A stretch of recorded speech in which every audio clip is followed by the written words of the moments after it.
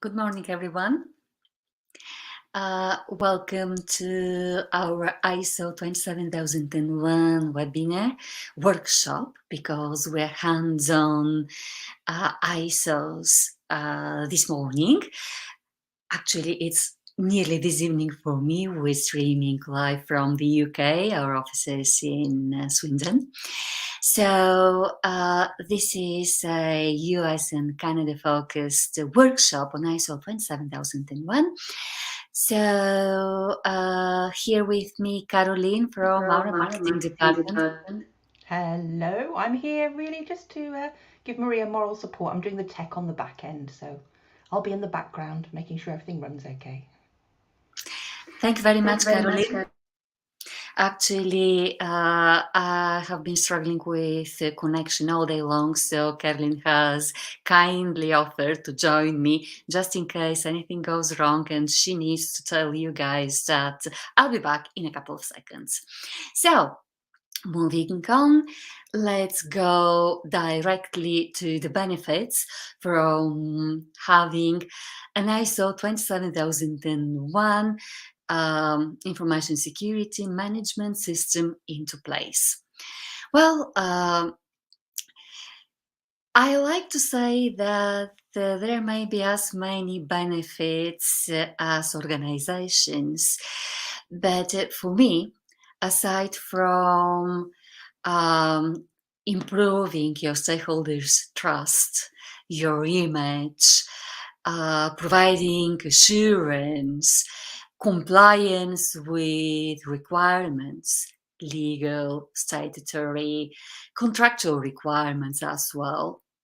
Well, you ensure your business continuity with regards to information security, and most importantly, maybe the best benefit from this standard for me is the fact that ISO 27001 is actually a certifiable standard. What does it mean? It means that when you work hard to implement a very good information security management system in conformity with the standard, you do the right thing, you implement it, you improve it, you monitor and audit it internally.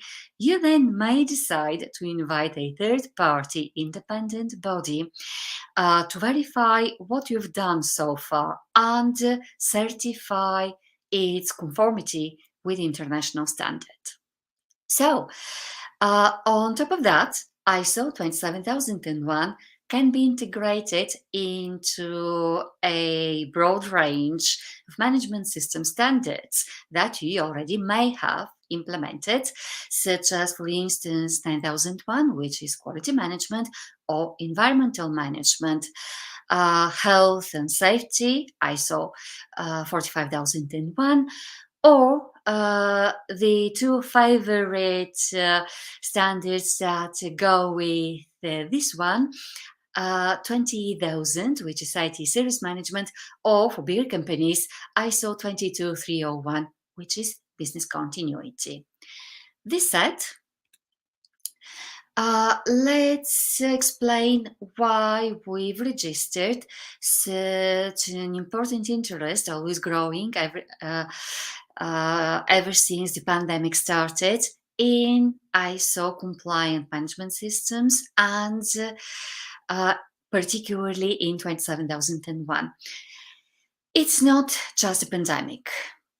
It accelerated our decisions to go for this particular standard, but the standard helps with supply chain disruptions, with digital transformation. It covers aspects as important as protection against ransomware, phishing. It helps out with identifying requirements, legal requirements, contractual requirements, etc. So the bigger picture is that because it's an ISO standard, it not it doesn't focus only on your organizational internal issues, potential problems, risks, etc., but on the wider range of issues around your organization. So, an ISO management system standard always considers the wider business environment. It considers all your stakeholders and all their needs. So, in this case, you'll see that by identifying relevant stakeholders, the relevant interested parties, will be able to identify new challenges such as the work from home issue we had when the pandemic started and the hybrid while working nowadays, or the very recent great resignation when people decided, maybe fed up with so many uh, new reality circumstances, they just decided to make a substantial change to their lives. Well, um, well, good thing about ISO 27001 is that it also helps us classify our threats if we like. And it's very useful, basically because, and this is only an example, companies may benefit from its structure to identify the threats to the organizations and classify them, for instance, in this case, as direct threats and indirect threats. Well, what direct threats might be. For some organizations, that could be their policies if they're out of date, or identified lacks in physical security or access controls missing, the lack or excessive encryption, depending on the country we operate in. Encryption may be required or may be redundant. This needs to be checked out. Lack of adapted physical security, environmental security, incomplete asset management, etc. We can also identify indirect threats, such as flaws in our supply relationships, or information security, incident management, or maybe flaws in quickly identifying our compliance-related requirements, or maybe system acquisition, development, maintenance. By approaching ISO 27001, we actually approach worldwide the best set of best practices available nowadays. So I highly recommend that you have a look at how ISO 27001 can help your organization improve its performance in regards with information security. Now, because ISO 27001 is first an ISO management system standard, it benefits from the usual ISO structure. 10 clauses. First 3 clauses are relevant only to the standard, and we start working from clause 4 on. So this is why we can benefit from the structure and actually integrate it easily into an already existent management system if we have any, or actually use it as our first management system to start working in an approach-focused way. The standard, because information security differs from any other standard, ISO standard, the standard has an annex, that would be Annex A, and currently it has 14 sections. Changes are expected in 2022, but that's not that relevant at this stage. Why? Because changes are expected to happen with standards. They're part of their normal life cycle. So each ISO standard, management system standard, is expected to be changed at regular intervals, maybe 5, slightly more years. And the latest edition of ISO 27001 dates from 2013. So it's time already to start thinking about changing this edition. However, there are talks about the new standard, but nothing has been started as yet. So, what changes are we talking when we talk changes are expected? The annex is going to change slightly. Again, that's a normal thing, so we shouldn't be very concerned about it because all current controls will be restructured within a new four departmental structure, and none of them will be missed out. So it's true that some controls will not be considered, but they will be just fusioned into existing controls to avoid current redundancy, and several new controls will be added. However, these new controls come actually to complete the annex, because organizations that implement currently ISO 27001 can add those controls if they operate with them to the existing Annex A if they like. So, long story short, please don't be put off starting an ISO 27001 implementation only because you have read somewhere you have been told that changes are expected. Please document yourself, visit ISO's official website, which is iso.org, and get informed. Talk to consultants such as MSM and many other consultants that are really good ones as well, and focus on what is important, and what is important is your information security. So safety first.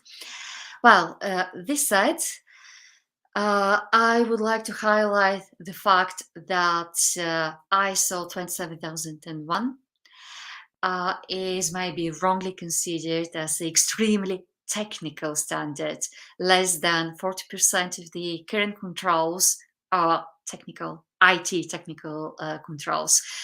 The huge part of controls, over 60%, are management controls.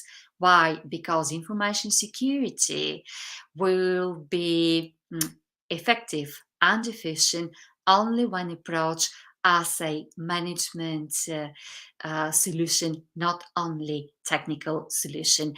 And to make it work, to make it efficient, we use the ISO approach, or the naming cycle, which is represented with 4 steps.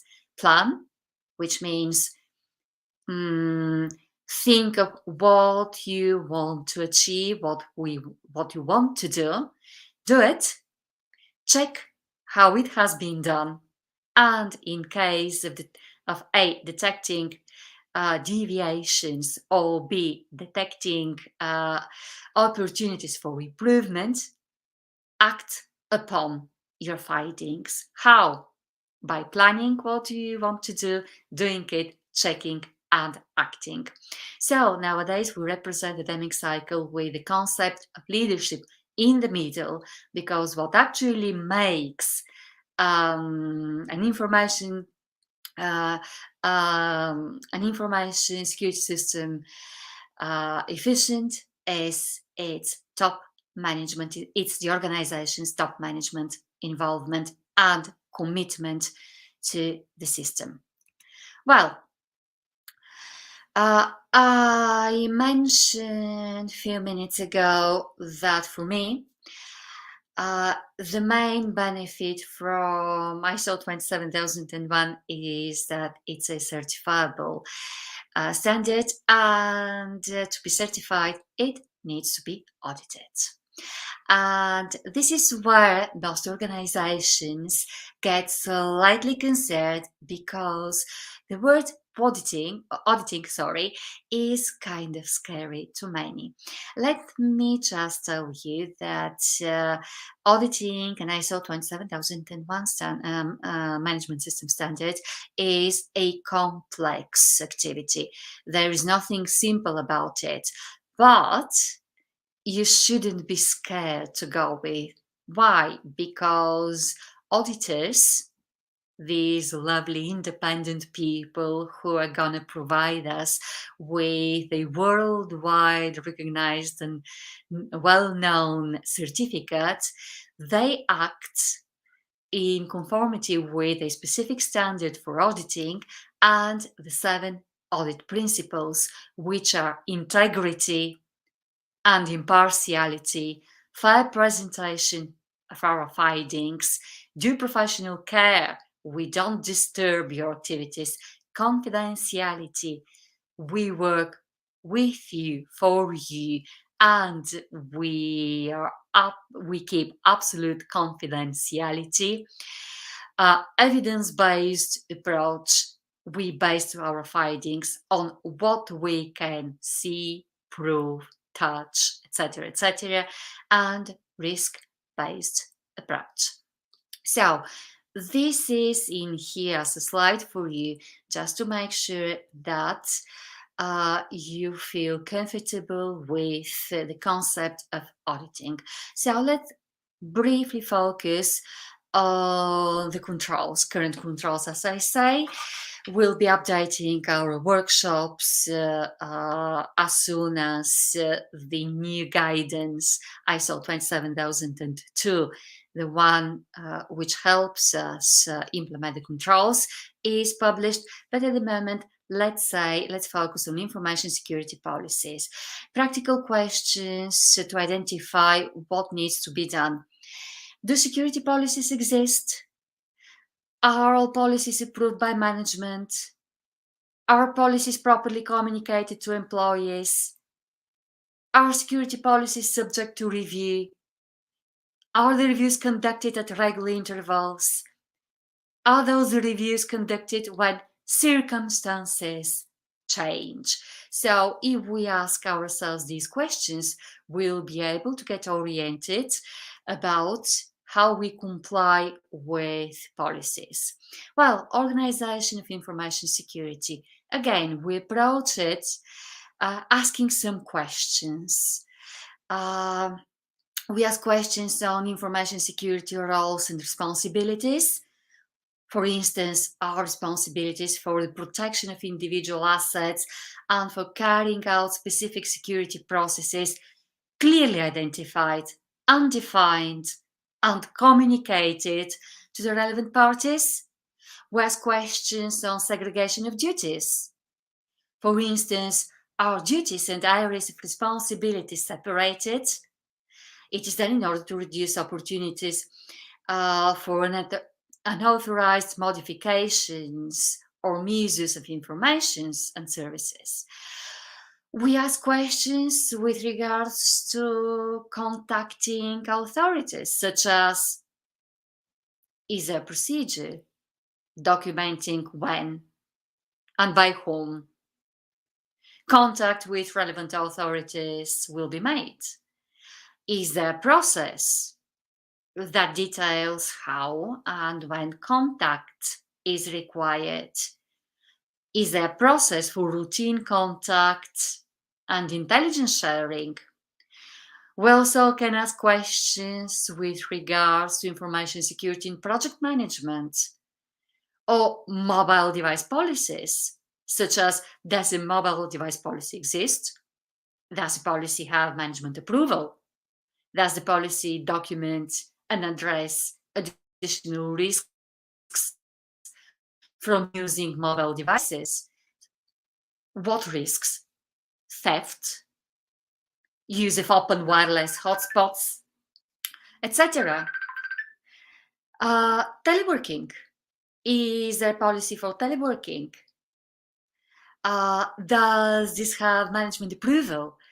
Is there a set process for remote workers to get access, and so on. This is how we actually approach our implementations. Now, next comes human resource security and its controls. And we'll have controls for screening, we'll have controls for terms and conditions of employment, management responsibilities, information security awareness, education and training, disciplinary process, termination or change of employment responsibilities.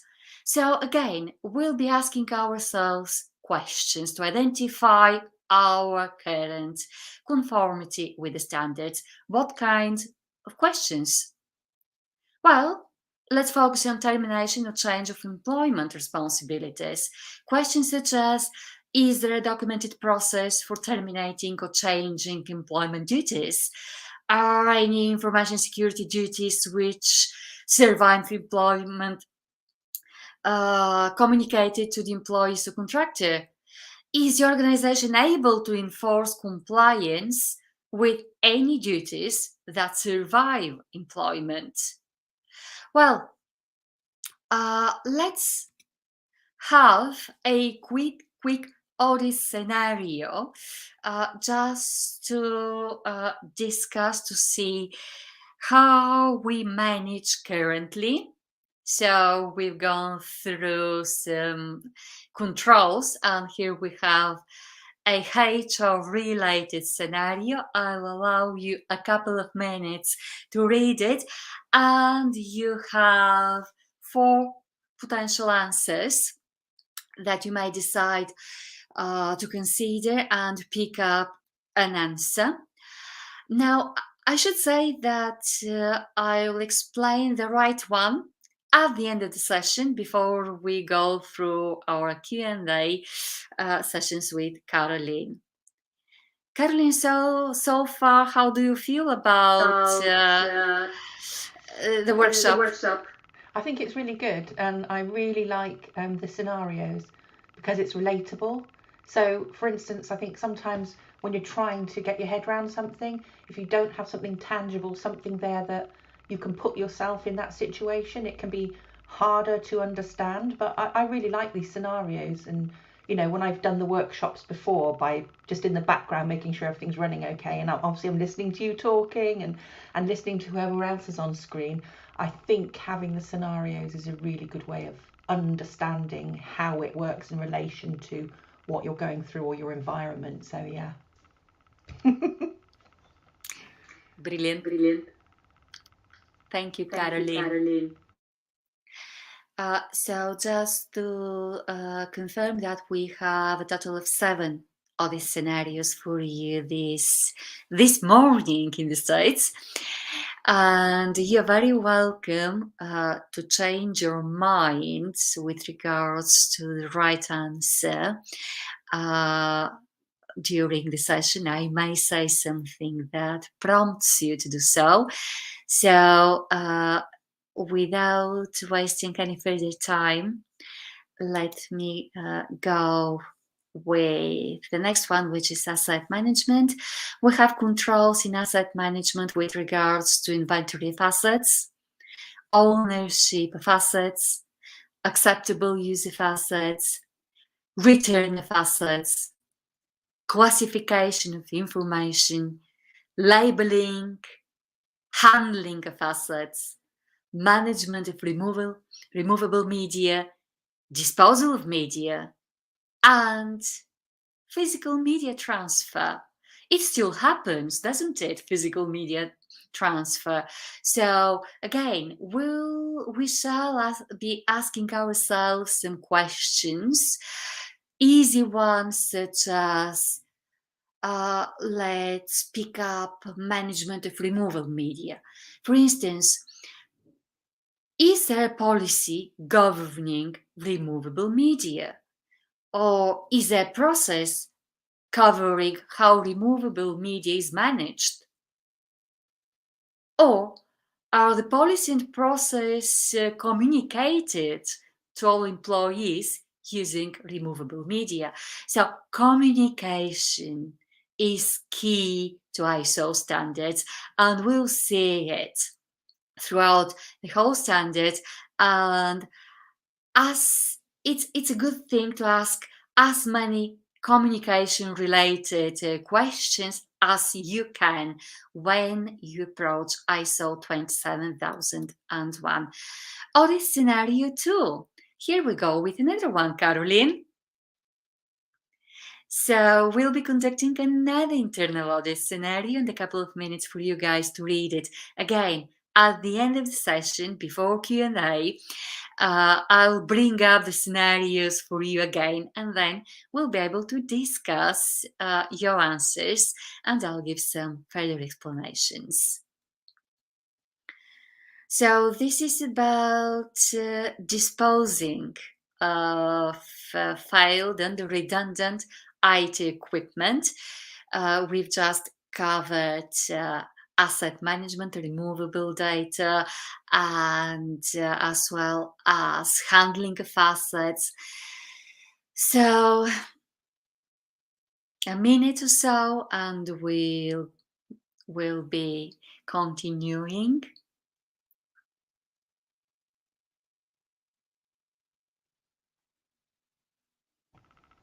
Sometimes you don't really think about these things, do you? Well, I shall say that earlier today we did an ISO 27001 Spanish workshop, and I got quite confused. An auditor with this scenario. Truth is, she is an ISO 9001 lead auditor, not 27001. Yeah. But it's not that easy in here. I think like when it's just even in your own work environment, when you're sat down and it's just something sometimes you don't think about, but it's obviously really important to do that. Okay, I will be continuing now. Brilliant. So we'll have also controls on access control. And again, we shall ask questions on access control policy. Is there documented access control policy? Is the policy communicated appropriately? Questions about access to networks and network services. Are controls in place to ensure users only have access to network resources they have been specially authorized to use and are required for their duties? Questions on how we proceed with user registration and deregistration, on user access provisioning, management of privileged access rights, management of secret authentication information of users, review of user access rights, removal or adjustment of access rights, use of secret authentication information, information access restrictions, secure logon procedures, password management system, and that's essential. Use of privileged utility programs. Are they restricted? Are they monitored? Access control to program source code. Is the access to the source code of the access control system protected? That's essential to what we need to do in order to have a management system in conformity with the standard. So, cryptography, that's another interesting sequence of controls. So we'll need to identify if there is a policy on the use of cryptographic controls, and we'll need to make sure that there is a policy governing the whole life cycle of cryptographic keys as well. Okay, this said, Audit Scenario 3. I think that this is another scenario, and I have configured it to be for a small company of only 40 people. Why? Uh, Not that relevant, really, except for the fact that I want to know people, to make people understand that ISO 27001 is applicable to every single organization that may need it, no matter how sizable it might be. So it is an ISO standard. The ISO standards are designed to be used by all kinds of organizations and in all sectors. So here we're talking insurance and broker services. Please be aware that the US financial sector is a major target for global cyber criminals, and the information security is paramount to prevent cyber issues.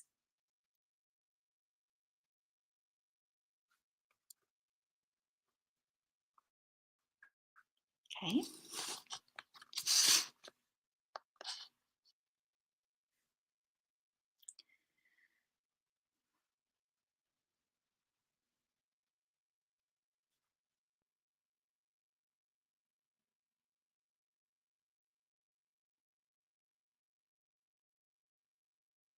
Okay, let's carry on.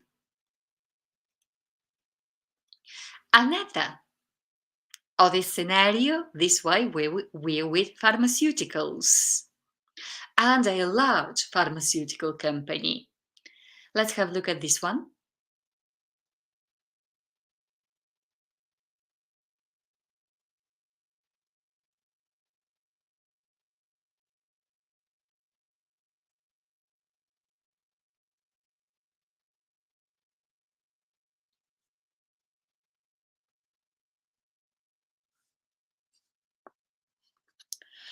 Caroline, I bet you would like to answer D on Audit Scenario 3 and 4. I'd probably be tempted to, but I think I've learned a few things listening to you over the last few weeks, so I won't say what I'd pick, but I probably wouldn't pick D, although initially I would have. Thank you for listening. I might have changed some wording in the scenario though. No, I haven't. I haven't, I promise. So yeah, just saying that you may not be right, guys, if you pick D as an option for all this scenario 3 and 4. I know it sounds hugely controversial. Why you shouldn't go for that one, I'll reveal at the end of the session. Okay, and then another audit scenario for you.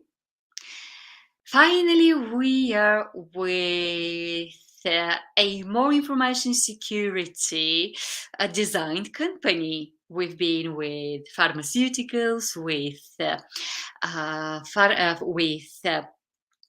insurance, and now we're talking InfoSec. Let's have a look and how we can resolve this one.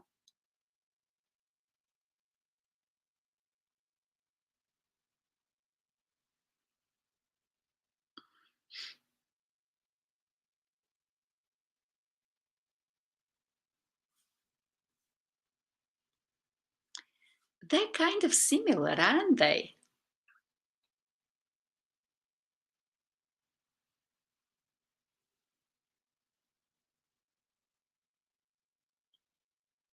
Brilliant. Let's move on.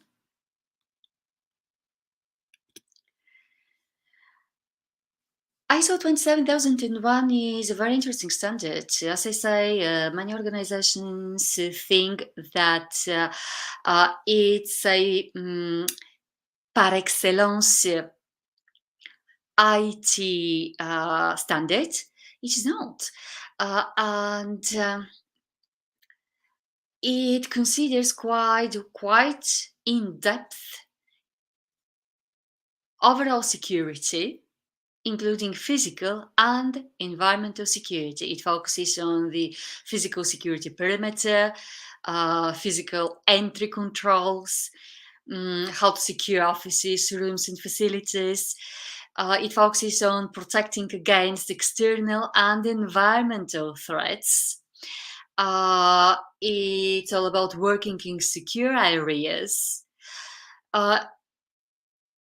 It's interesting. Many people get surprised when they're told that it considers delivery and loading areas, as well as equipment sitting and its protection. It considers supporting utilities, such as UPS system, backup generators, testing the supporting utilities. We'll be talking about your cabling security. We'll be asking questions such as, have risk assessments been conducting over the location of power and telecommunications cables? Are they located to protect from interferences, interception, or damage? We'll be asking questions about signs to identify your potentially confidential locations. Policies covering security of assets off-site. Policies covering secure disposal or reuse of equipment, or policies on unattended user equipment. So all these aspects are within ISO 27001. And here we go with another internal audit on your information security management system. So a couple of minutes again, and we'll be shortly resolving all the scenarios, including this one. Okay.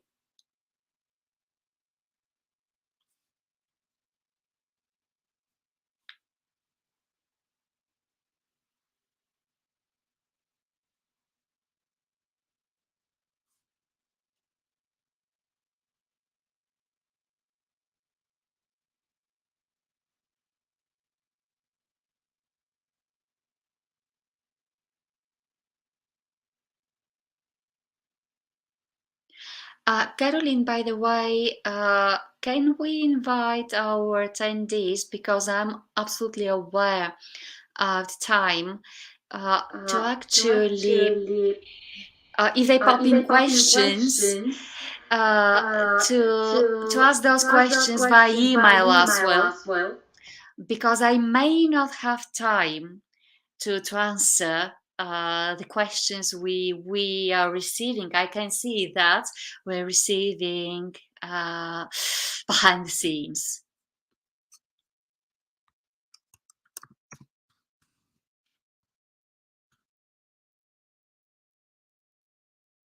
Thank you, Caroline.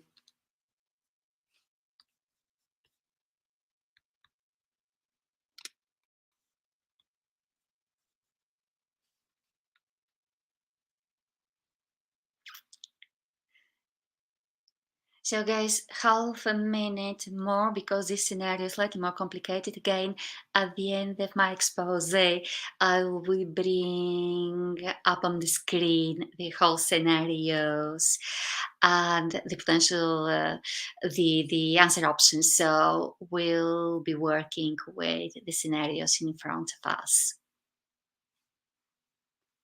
Brilliant. Okay, operation security. Operation security aims to introduce controls on operating procedures, change management, very important.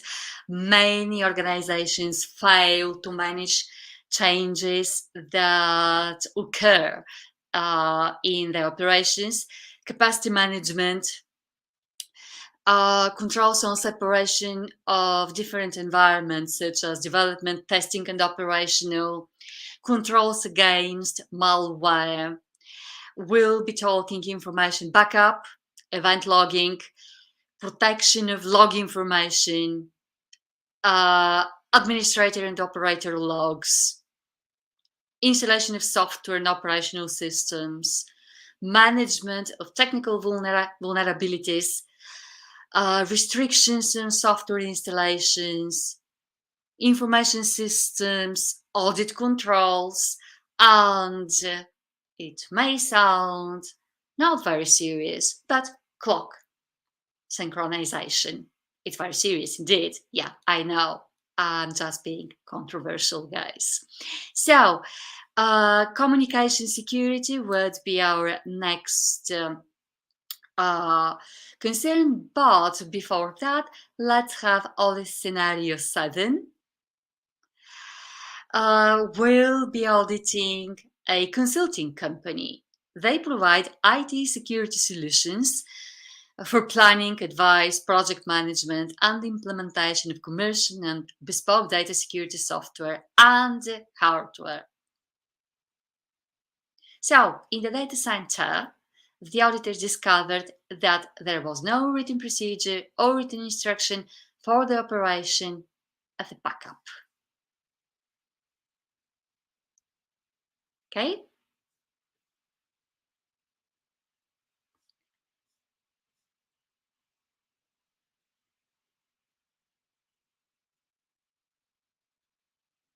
Wow.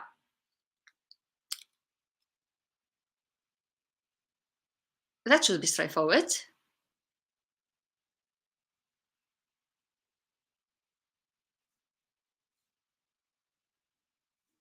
Brilliant. And let's go through communication security. Again, communication security is paramount, so we'll be asking questions ourselves about network control, security of network services. We'll be asking questions on information transfer policies and procedures. Do our policies govern how information is transferred? Are relevant technical controls in place to prevent non-authorized forms of data transfer, etc.? We should focus on agreements on information transfer, electronic messaging. So, do security policies cover the use of information transfer while using electronic messaging systems? And honestly, I've seen so many failures in this one with beautifully written, nicely articulated procedures, and people actually messaging themselves in a non compliant way in front of us while we are implementing their systems or auditing them.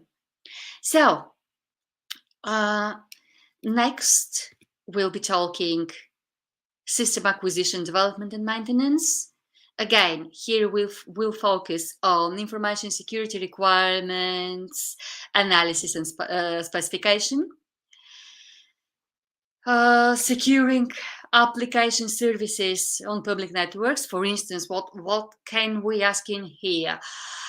Something like, do applications which send information over public networks appropriately protect the information against fraudulent activity, contract disputes, unauthorized disclosure, or any unauthorized modifications? So we'll focus on protecting application services transactions as well, on securing development policies, on system change control procedures, technical reviews of applications after operating platform changes. A restriction on changes to software packages. We'll need a policy. Is there a policy in place? A policy that mandates when and how software packages can be changed or modified. We should review the secure system engineering principles, our secure development environment, think about outsourced development, about system security testing, system acceptance testing, and, very important, protection of test data. Is there a process for selecting test data? Is test data suitably protected, etc.? We already mentioned how important ISO 27001 is with regards to covering all organizational aspects, and supplier relationships is an aspect that's really important and many times not quite considered. So the standard offers a detailed framework on supplier relationships and their detailed controls that help us manage those so important relationships. So we'll be talking information security policy for supplier relationships, addressing security within supplier agreements, supply chain information and communication technology, and supply chain monitoring and review of our supplier services. And again, managing changes to supplier services. Well, this said, we'll go with information security incident management.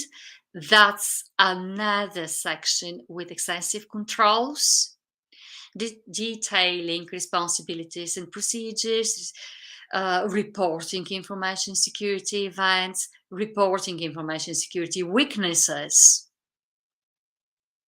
Very important. Assessment of decision on information security events, response to incidents, learning from our incidents, and collection of evidence. For instance, is there forensic readiness policy, or in the event of an information security incident,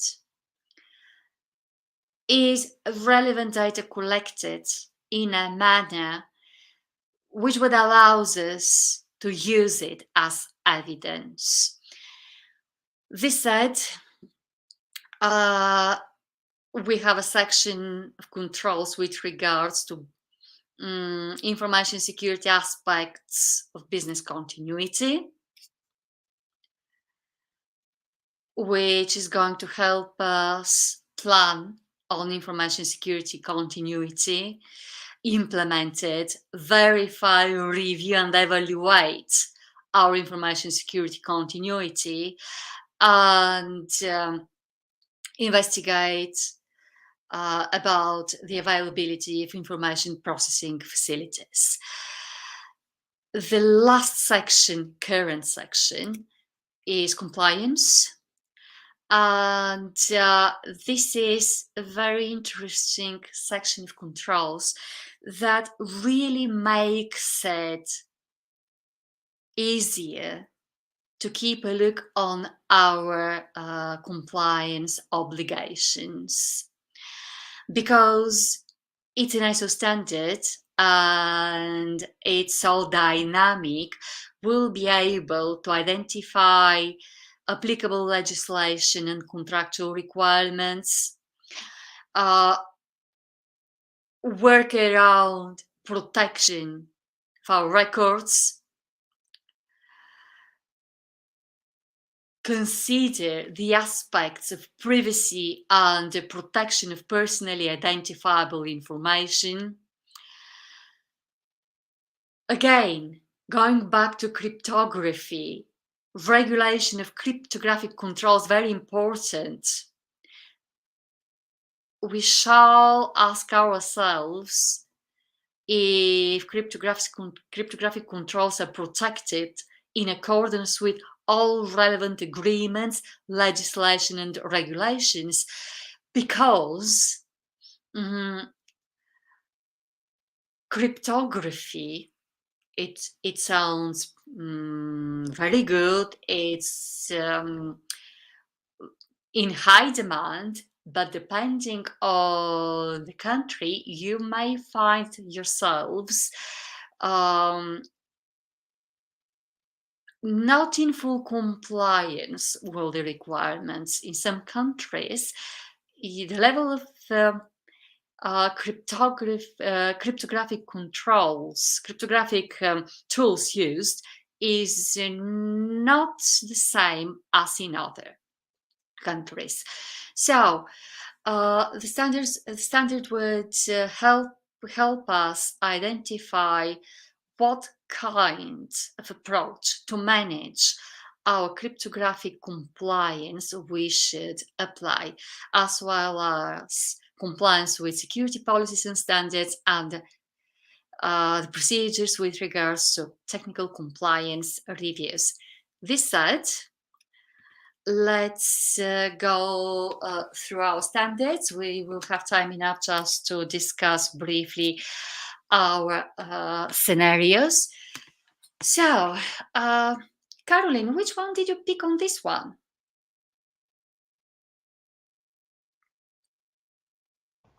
Right. I'm not going to go with D.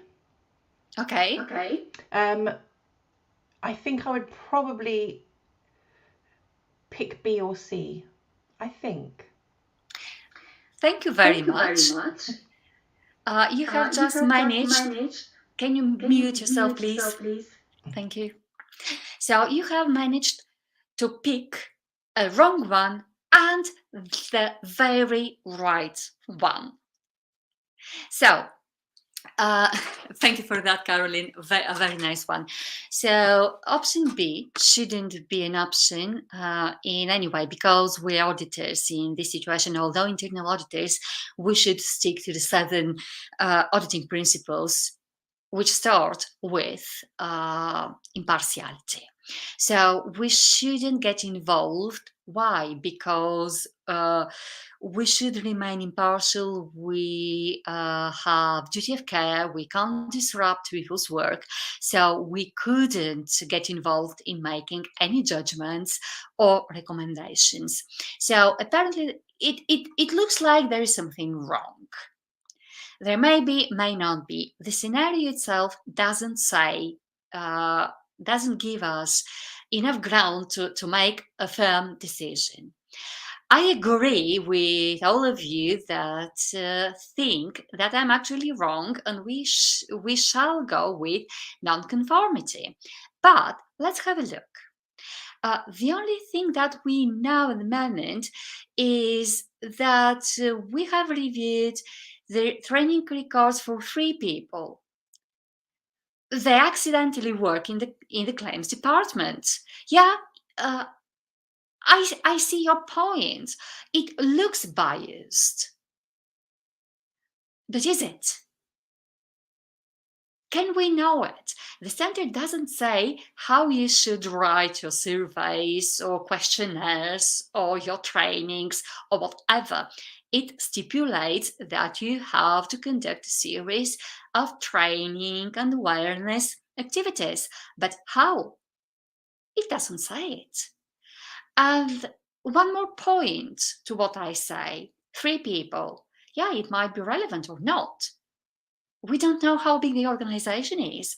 It might be an organization of 5 people or 15 people. It might be an organization of 50,000 people. So we can't base our judgment on such a tiny proportion if it's a big organization.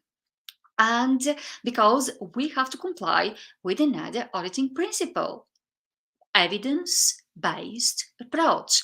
So guys, we don't have enough ground to make a decision in here. In this case, we do the best thing an auditor can do if they're not sure what's going on and investigate further.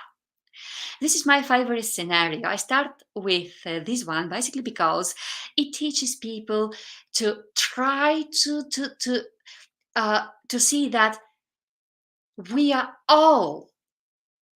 can all be biased, even the auditors. Firstly, the auditors, and we shall endeavor eliminating that bias from ourselves. So it is not good to skip it as a conformity because there might be something behind it, but there are no grounds again for direct non-conformity. So I shall insist for you to investigate further. This is always a safe option. That's your safe net. Okay, next one. Well, Caroline, which one did you begin here?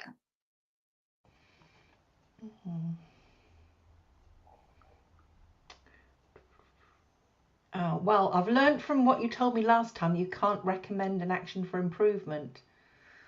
So it would have, for me, it would be C or D. And I'd probably pick C just simply because maybe I wouldn't know enough, fully know enough information, possibly. Thank you, Caroline. C is a very good option indeed, and it's your safe net. This scenario, however, offers enough information to the trained eye. And an auditor with an experience would go directly with option D, documenting nonconformity. I will explain why. But Caroline has done the wisest thing you can do if you're not sure. She has decided to investigate further. That's the right thing to do. If you're not sure or if you don't have enough experience, better safe than sorry. Why? Because if you go with D, which is a non-conformity, you'd be right.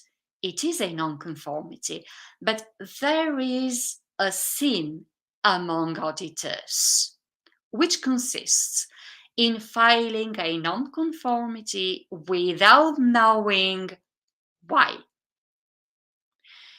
That's the worst auditor's sin ever. It can have a huge cost to what you do, by the way, but it's a different story. So what makes us go for D? The fact that in the last paragraph, we have Microsoft Windows XP company's licensed operating system. So we can't hand out a company's licensed operating system to an individual or organization while we do what we've done in here. Or what we've done in here, we actually have disposed of our redundant, in this case, IT equipment. So, Caroline, is it good if I slightly run over the time we scheduled for this webinar? Maybe 5 minutes? Okay, I suspect we're good. Scenario 3, a small company, 40 people who offer commercial insurance broker services. It's a third-party audit. That's a big thing in here. Caroline, may I ask for your assistance in that one as well? Wow. Gosh. I'm not sure. Maybe B? You have just given the right answer, and then you said B. You're not sure, therefore C. we investigate further.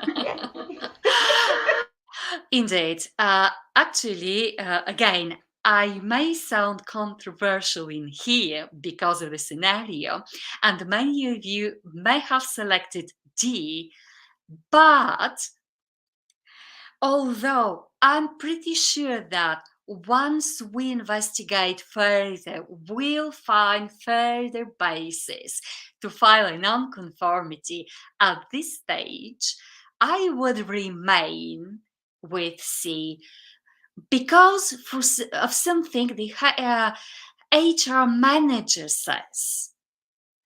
The HR manager assures the auditor that nobody else in the company reads the data of the insured clients. I know, in the first paragraph, we say that all the data of insured clients are stored electronically on a data server to which all the personnel have access. But do they have access to that data as well? I'll be double and triple checking that point. Okay? Because the scenario doesn't confirm it 100%. I'll stick to investigate further. Okay? Brilliant. Thank you. Audit scenario 4, pharmaceuticals. Carolyn, may I ask for your assistance again?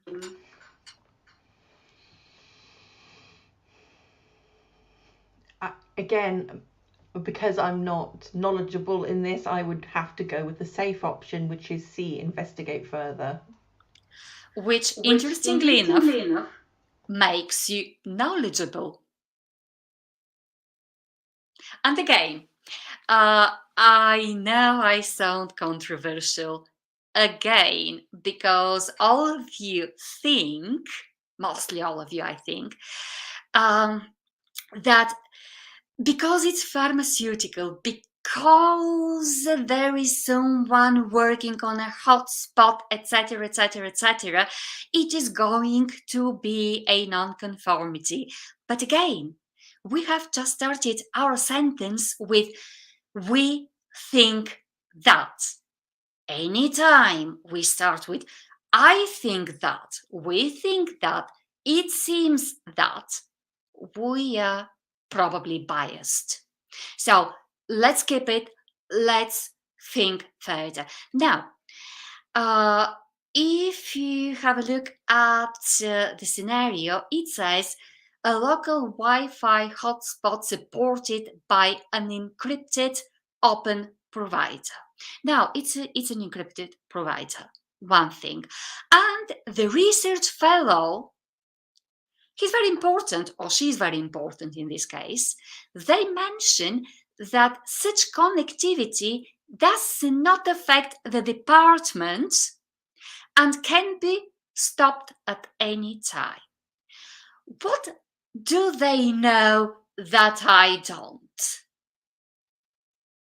Maybe there's some policies. I'm no longer that sure I'm right. A research fellow in a pharmaceutical company probably holds at the very least one PhD, maybe more, whilst I hold only an MBA. They're better qualified to know better, mainly because they work for the company. So guys, in this case, we don't have grounds to go for a direct non-conformity. We must be careful and investigate further. Remember the auditor's sin. You don't file a non-conformity unless you know exactly why. Please. Scenario 5.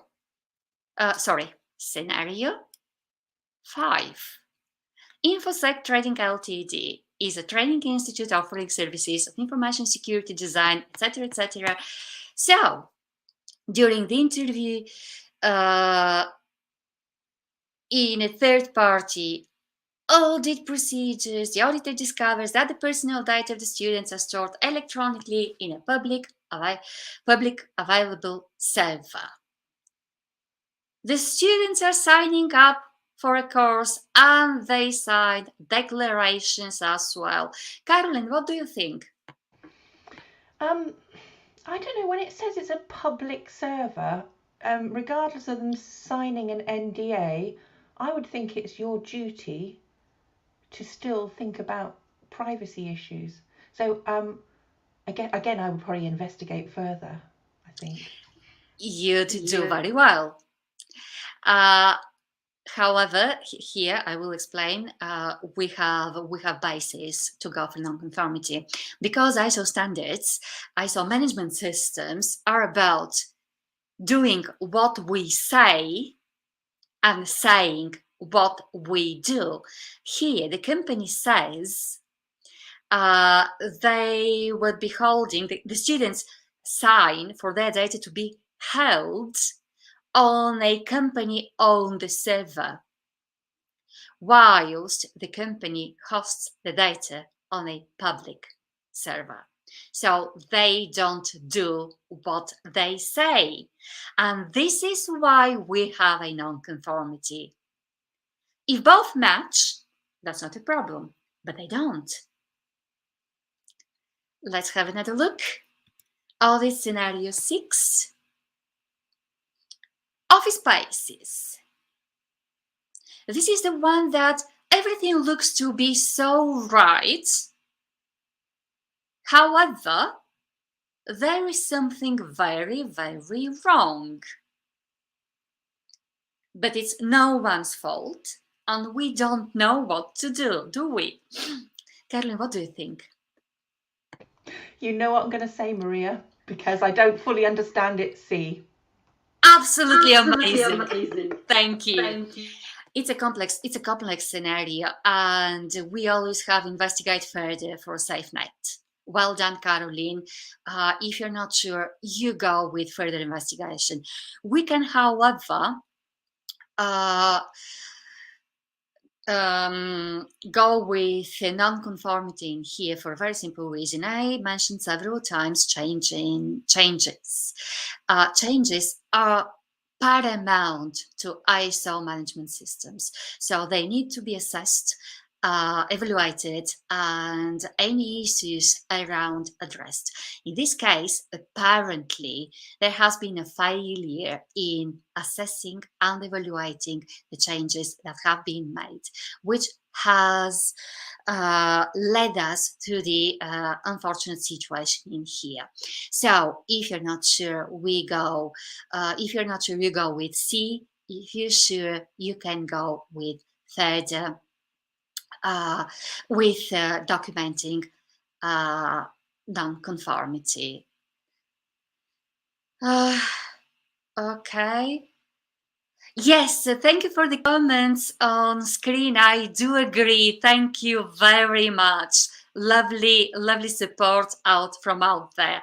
And all this scenario 7. IT security solutions and backup. What do you think, Caroline?